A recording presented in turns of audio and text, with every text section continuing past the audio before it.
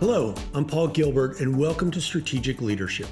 This is a channel where we focus on strategy and leadership, and the reason we do it is to really refine organizations so that they can deliver their product, their service to their constituents and customers in the best possible way. And today, we're specifically going to be talking about leadership in times of crisis. So this breaks down into both why to communicate, how to communicate, and how to best prepare for times of crisis. So the reasons to communicate are really that in those times, people will be looking for information and answers. And if you don't deliver accurate information, your staff will come up with their own answers. Because if people either don't trust the source of the information or don't have accurate information, they will fill in the gaps with other things. So it's very important to stay ahead of the game and communicate early and often in times of crisis and communicate accurately the whole time so that you're avoiding theories that may not be grounded in reality. You also want to communicate so that you are building a level of trust. Again, the more times you communicate, the more accurately you communicate, the more those that you're talking to will believe what you say and take that as the truth. The third reason is it builds your team.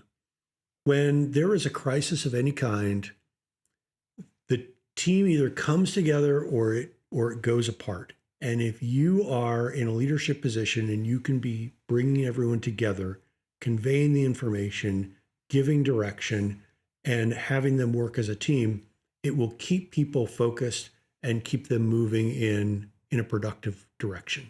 So this gets back to being authentic and trusted as a leader. And this does not happen overnight.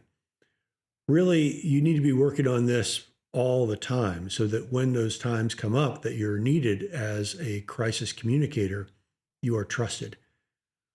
But it means that you need to start building that reputation. And this kind of gets back to John Maxwell's 5 levels of leadership. As we just sort of refresh on that, his bottom level of leadership is positional, just because you have the title and the job title. The second level is permission. That is when those that are following you are doing so willingly. The third level is production.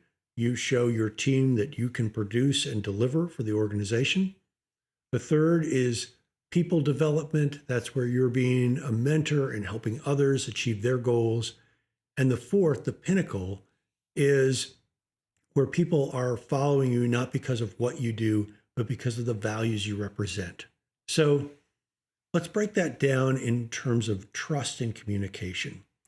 If you have shown that you can produce good results in the organization, then you're fitting in with the level 3 in Maxwell's hierarchy.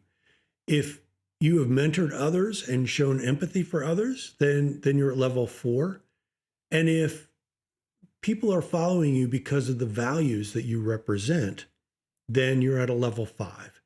And if you can start developing your leadership credentials and building your team in a way that they value you as a team member and as a leader, they'll be willing to listen to you and willing to follow you in times of crisis.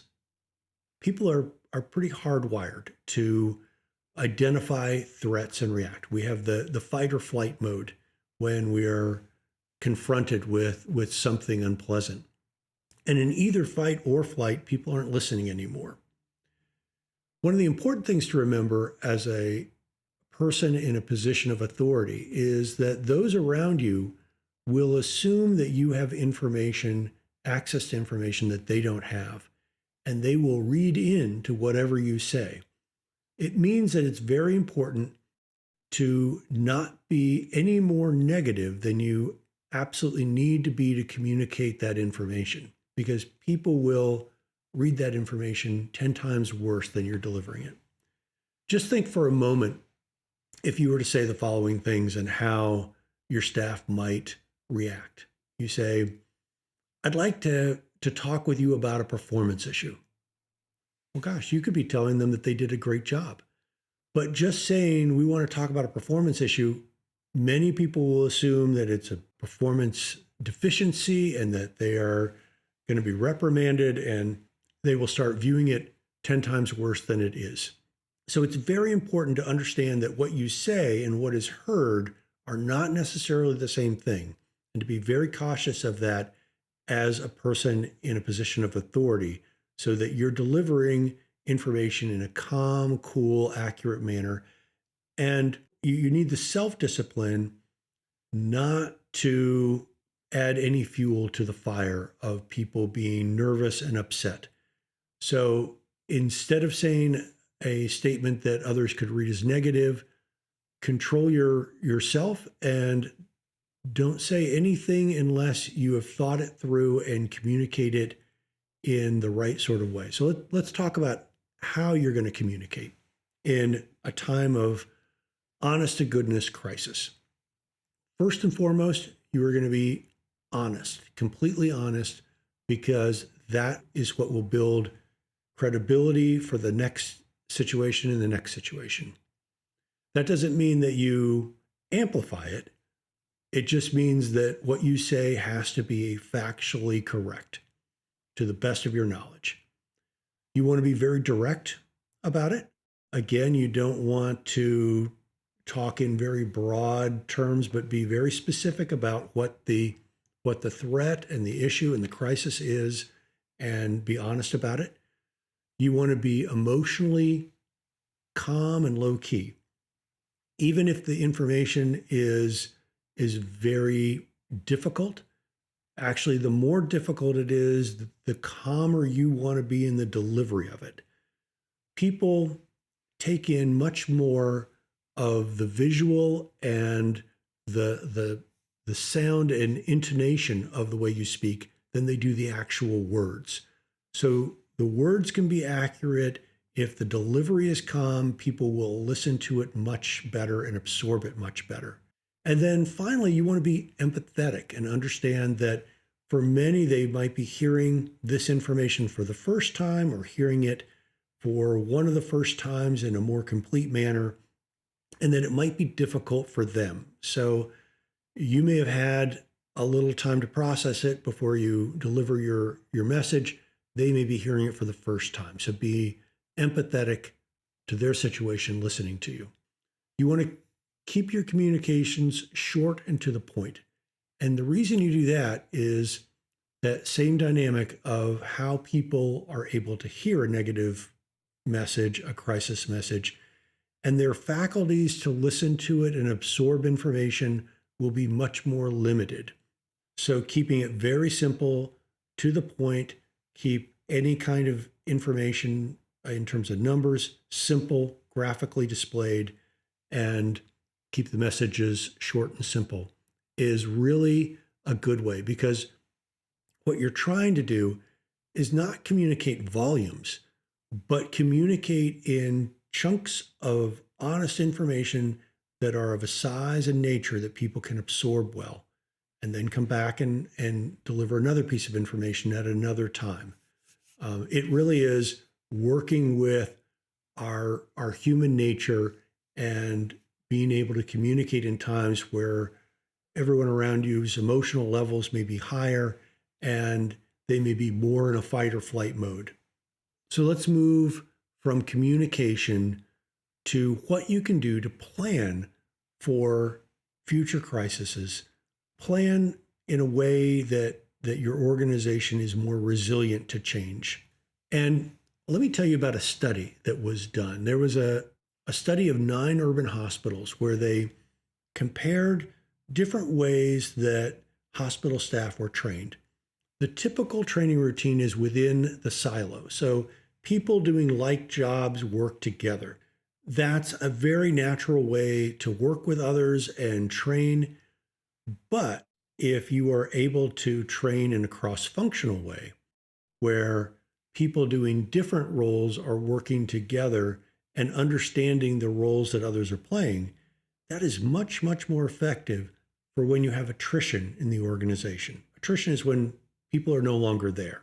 So it might be because they've left for another job, they've retired. It could be because they're out sick. It could be because of a whole range of things. But life happens, and sometimes people that maybe are trained and that you're counting on for certain things are not available. And the study found that the organizations with cross-functional training work so much better because the other people on the cross-functional team had an understanding of what the person that wasn't there did. And because they had an understanding of what their role was, they could all step in and do pieces of it, and there weren't balls dropped. In the organizations that trained in a silo of people doing like things, when someone wasn't there, the other people doing other roles really didn't know what that person did in a very deep way. And so they weren't able to step in and make those functions happen.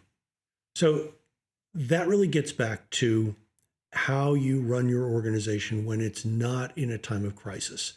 And do you look for opportunities to do cross-functional things so that the people in your organization know and understand the roles of others? And if you can do that, it's not always easy. It's not always natural to do the cross-functional teams, but it really does pay off. And it's been proven in both history and studies to be highly, highly effective. So what have we learned? We have learned that it's very important to be an authentic leader and an honest leader in times of crisis. When you're communicating in an honest, direct, calm, and empathetic way. You want to keep numbers as simple as possible. Use graphs if you need to. You also want to, long before a crisis ever happens, try to have more cross-functional training and working together than siloed. And that really helps in the long run. Thank you so much for joining me for this little discussion about crisis communication. I hope it was useful. I think we all hope that moments of crisis will never come, but in life they do. And so it's better to be prepared than not prepared. It's better to think about how to communicate in an honest and cool and calm way. Remember that whatever you say that is negative will be read 10 times worse by those that are absorbing that communication, whether it's written, verbal, however you do it. So there's a lot to think about there, but communication can really be the key in times of crisis if we do it in an honest, consistent way, if we're communicating often. The other thing that communicating often and honestly does is it shows a level of trust that you are honoring and trusting those that you're communicating with. And people recognize that and value that, and that helps then build the team. So all of this is, again, to build strong organizations that can move forward and do great things. Thank you for joining me for this little discussion of crisis communication, training, other things related to times of crisis. Please like, subscribe, comment to this content. One of the things that does is it helps others find this content, and finding this content might be useful for others. Thank you again for joining me in Strategic Leadership. Look forward to talking to you next time.